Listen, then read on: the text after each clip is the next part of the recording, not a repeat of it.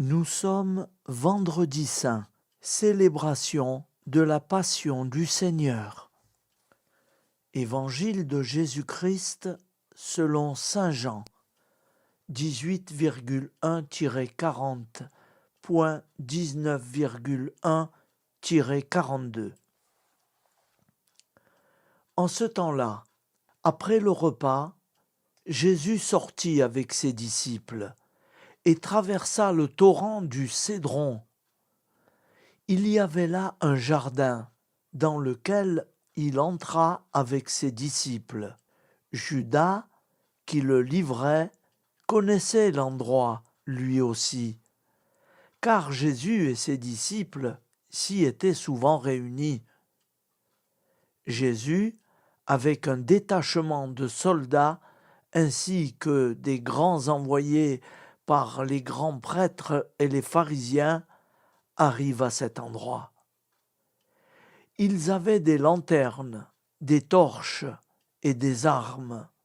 Alors Jésus, sachant tout ce qui lui arrivait, s'avança et leur dit : « Qui cherchez-vous ? » Ils lui répondirent : « Jésus, le Nazaréen. » Il leur dit : « C'est moi, je le suis. » Judas, qui le livrait, se tenait avec eux. Quand Jésus leur répondit : « C'est moi, je le suis », ils reculèrent et ils tombèrent à terre. Il leur demanda de nouveau : « Qui cherchez-vous ? » Ils dirent : « Jésus, le Nazaréen. » Jésus répondit : « Je vous l'ai dit, c'est moi, je le suis. Si c'est bien moi que vous cherchez, ceux-là, laissez-les partir. » Ainsi s'accomplissait la parole qu'il avait dite : « Je n'ai perdu aucun de ceux qui m'a donné. » Or, Simon-Pierre avait une épée, il la tira, frappa le serviteur du grand prêtre et lui coupa l'oreille droite. Le nom de ce serviteur était Malchus. Jésus dit à Pierre : « Remets ton épée au fourreau. La coupe que m'a donnée le Père, vais-je refuser de la boire ?» Le commandant et les gardes juifs se saisirent de Jésus et le ligotèrent. Ils l'emmenèrent d'abord chez Anne, beau-père de Caïphe, qui était grand prêtre cette année-là. Caïphe était celui qui avait donné aux Juifs ce conseil : il vaut mieux qu'un seul homme meure pour le peuple. Or, Simon-Pierre, ainsi qu'un autre disciple, suivait Jésus. Comme ce disciple était connu du grand prêtre, il entra avec Jésus dans le palais du grand prêtre. Pierre se tenait près de la porte, dehors. Alors l'autre disciple, celui qui était connu du grand prêtre, sortit, dit un mot à la servante qui gardait la porte, et fit entrer Pierre. Cette jeune servante dit alors à Pierre : « N'es-tu pas, toi aussi, l'un des disciples de cet homme ? » Il répondit : « Non, je ne le suis pas. » Les serviteurs et les gardes se tenaient là. Comme il faisait froid, ils avaient fait un feu de braise pour se réchauffer. Pierre était avec eux, en train de se chauffer. Le grand prêtre interrogea Jésus sur ses disciples et sur son enseignement. Jésus répondit : « Moi, j'ai parlé au monde ouvertement. J'ai toujours enseigné à la synagogue et dans le temple, là où tous les Juifs se réunissent, et je n'ai jamais parlé en cachette. Pourquoi m'interroges-tu ? Ce que je leur ai dit, demande-le à ceux qui m'ont entendu. Eux savent ce que j'ai dit. » À ces mots, Un des gardes qui était à côté de Jésus lui donna une gifle en disant « C'est ainsi que tu réponds au grand prêtre ?» Jésus lui répliqua « Si j'ai mal parlé, montre-moi ce que j'ai dit de mal. Mais si j'ai bien parlé, pourquoi me frappes-tu » Anne l'envoya toujours ligoter au grand prêtre Caïphe. Simon-Pierre était donc en train de se chauffer. On lui dit « N'es-tu pas toi aussi l'un de ses disciples ?» Pierre le nia et dit « Non, je ne le suis pas. » Un des serviteurs du grand prêtre, parent de celui à qui Pierre avait coupé l'oreille, insista. « Est-ce que moi, je ne t'ai pas vu dans le jardin avec lui ?» Encore une fois, Pierre le nia. Et aussitôt, un coq chanta.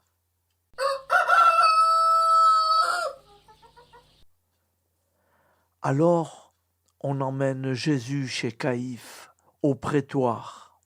C'était le matin.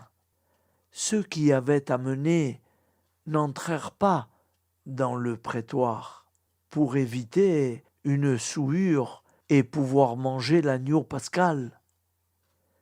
Pilate sortit donc à leur rencontre et demanda « Quelle accusation portez-vous contre cet homme ?»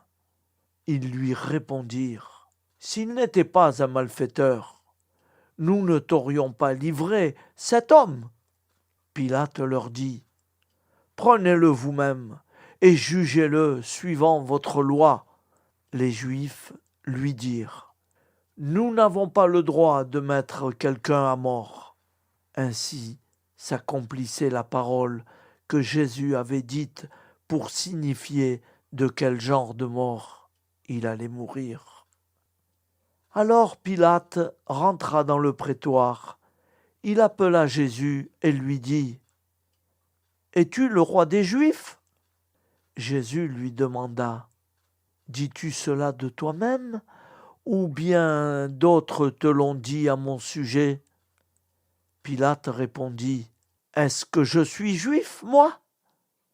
Ta nation et les grands prêtres t'ont livré à moi. Qu'as-tu donc fait ?» Jésus déclara « Ma royauté n'est pas de ce monde. Si ma royauté était de ce monde, j'aurais des gardes qui se seraient battus pour que je ne sois pas livré aux Juifs. En fait, ma royauté n'est pas d'ici. » Pilate lui dit « Alors, tu es roi ?» Jésus répondit « C'est toi-même qui dis que je suis roi. Moi, je suis né, je suis venu dans ce monde pour ceci, rendre témoignage à la vérité. Quiconque appartient à la vérité, écoute ma voix. » Pilate lui dit « Qu'est-ce que la vérité ?» Ayant dit cela, il sortit de nouveau à la rencontre des Juifs, et il leur déclara « Moi, je ne trouve en lui aucun motif de condamnation. Mais chez vous, c'est la coutume que je vous relâche quelqu'un pour la Pâque. Voulez-vous donc que je vous relâche le roi des Juifs ?» Alors ils répliquèrent en criant « Pas lui, mais Barabbas !» Or, ce Barabbas était un bandit. Alors Pilate fit saisir Jésus pour qu'il soit flagellé. Les soldats tressèrent avec des épines une couronne qu'ils lui posèrent sur la tête. Puis ils le revêtirent d'un manteau de pourpre. Ils s'avançaient vers lui et ils disaient « Salut à toi, roi des Juifs !» Et ils le giflaient.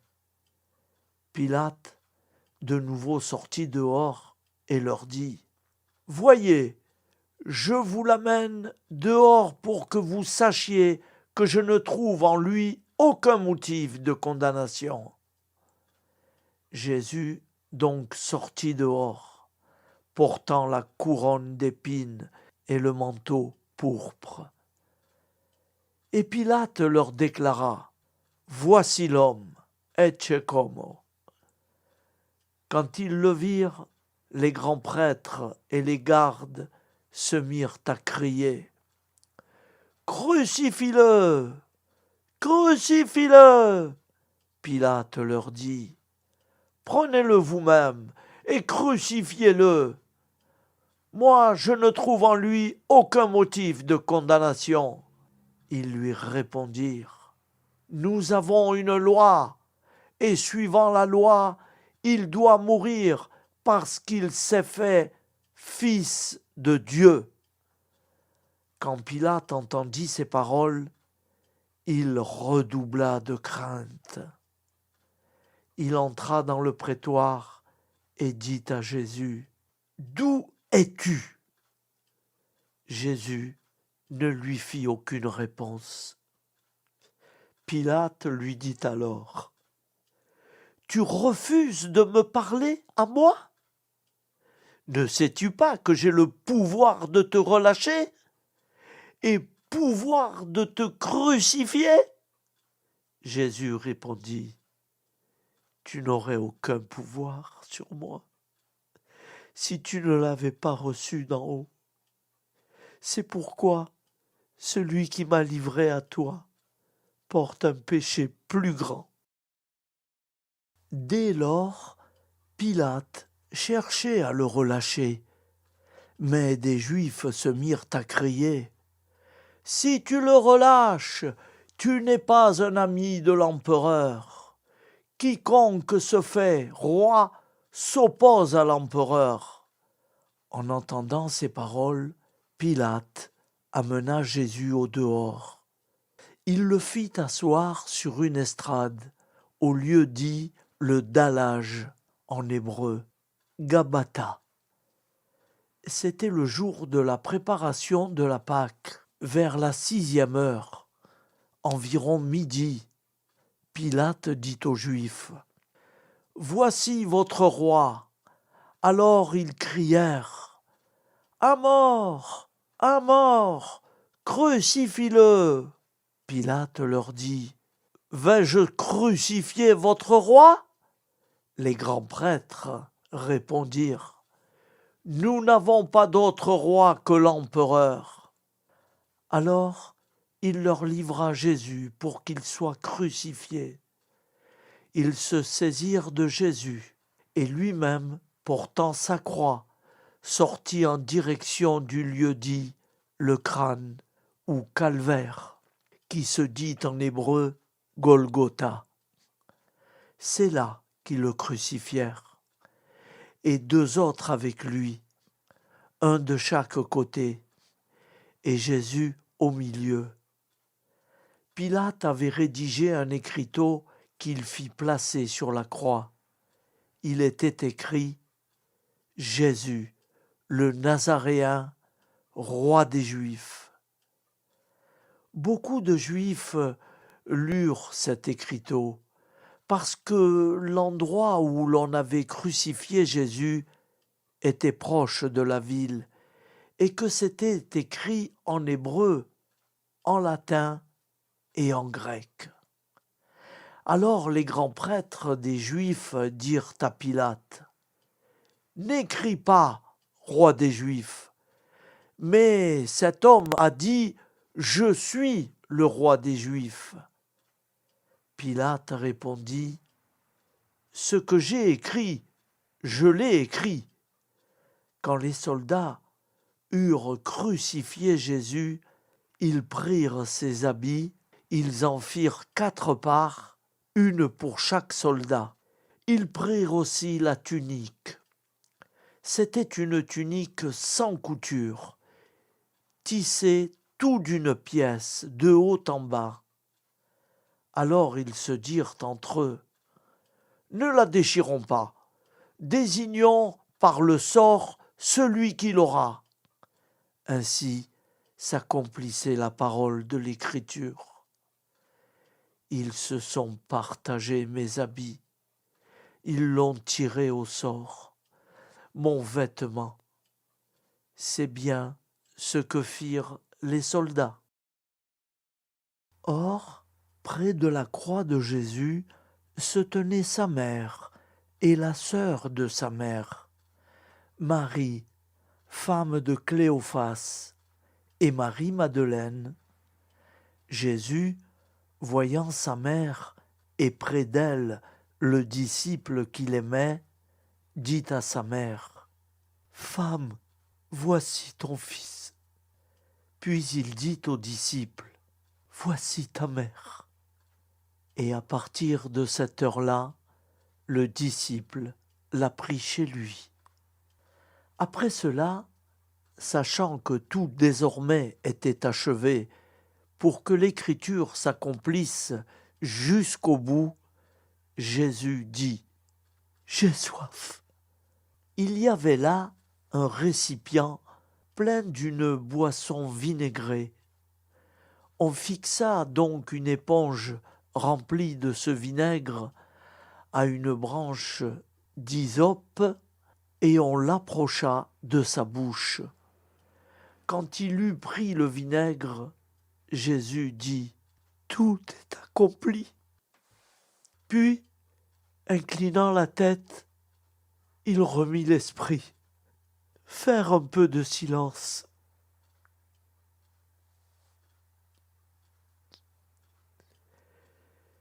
Comme c'était le jour de la préparation, c'est-à-dire le vendredi, il ne fallait pas laisser les corps en croix durant le sabbat, d'autant plus que ce sabbat était le grand jour de la Pâque. Aussi les Juifs demandèrent à Pilate qu'on enlève les corps après leur avoir brisé les jambes. Les soldats allèrent donc briser les jambes du premier, puis de l'autre homme crucifié avec Jésus. Quand ils arrivèrent à Jésus, voyant qu'il était déjà mort, ils ne lui brisèrent pas les jambes. Mais un des soldats, avec sa lance, lui perça le côté, et aussitôt il en sortit du sang et de l'eau. Celui qui a vu rend témoignage, et son témoignage est véridique. Et celui-là sait qu'il dit vrai, afin que vous aussi vous croyiez. Cela, en effet, arriva pour que s'accomplisse l'Écriture. Aucun de ces os ne sera brisé. Un autre passage de l'Écriture dit encore « Ils lèveront les yeux vers celui qu'ils ont transpercé. » Après cela, Joseph d'Arimathie, qui était disciple de Jésus, mais en secret par crainte des Juifs, demanda à Pilate de pouvoir enlever le corps de Jésus. Et Pilate le permit. Joseph vint donc enlever le corps de Jésus. Nicodème, celui qui au début était venu trouver Jésus pendant la nuit, vint lui aussi. Il apportait un mélange de myrrhe et d'aloès, pesant environ 100 livres. Ils prirent donc le corps de Jésus, qu'ils lièrent de linge, en employant les aromates selon la coutume juive, d'ensevelir les morts. À l'endroit où Jésus avait été crucifié, il y avait un jardin, et, dans ce jardin, un tombeau neuf, dans lequel on n'avait encore déposé personne, à cause de la préparation de la Pâque juive. Et comme ce tombeau était proche, c'est là qu'ils déposèrent Jésus. Acclamons la parole de Dieu. Louange à toi, Seigneur Jésus. Au nom du Père, et du Fils, et du Saint-Esprit. Amen. Notre Père, qui es aux cieux, que ton nom soit sanctifié, que ton règne vienne, que ta volonté soit faite sur la terre comme au ciel. Donne-nous aujourd'hui notre pain quotidien. Pardonne-nous nos offenses, comme nous pardonnons aussi à ceux qui nous ont offensés. Et ne nous laisse pas entrer en tentation, mais délivre-nous du mal. Car c'est à toi qu'appartient le règne, la puissance et la gloire pour les siècles des siècles. Amen. Ô mon Jésus, pardonne-nous nos péchés, préserve-nous du feu de l'enfer, et conduis au ciel toutes les âmes, spécialement celles qui ont le plus besoin de ta très sainte miséricorde. Au nom du Père et du Fils et du Saint-Esprit, ainsi soit-il.